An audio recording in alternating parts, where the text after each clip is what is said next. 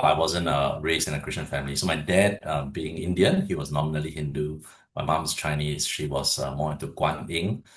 So that was basically what I was brought up with. I went to different temples with my mom and dad at different points in my life. And then kind of in my late teens, I became very disillusioned. And I thought that actually all religions didn't have a historical basis. So I became actually quite atheist for a number of years of my life.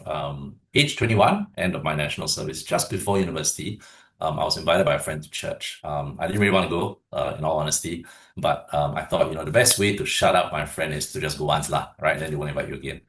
You fulfilled all righteousness by accepting one invitation. So I went. I was, to be honest, utterly bored. I didn't understand a single thing that was said. They sang from hymn books, and by the time they turned to hymn 300 and something, by the time I got there, people moved on to the next hymn. I was just quite lost.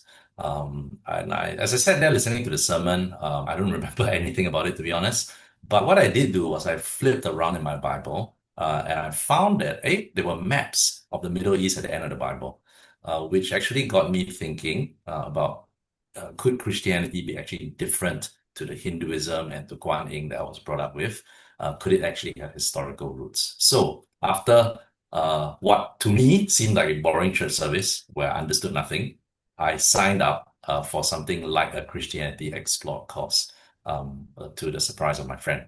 And I went as an obnoxious young person, lots of questions. But what I did do was I started to read the Bible because I was curious about the historical basis of it. And I started at Matthew's Gospel. And as I started reading it, I was just blown away. I had never read about Jesus before, really, very seriously. And I just thought I had never met a man like this who speaks with such wisdom and seemed to make so much sense of my life and this world. And I found myself drawn to Christ. I understood my sin over the following months and gave my life to Christ. So all from a boring church service where I didn't understand anything and the Wow. maps at the end of the Bible. There you go.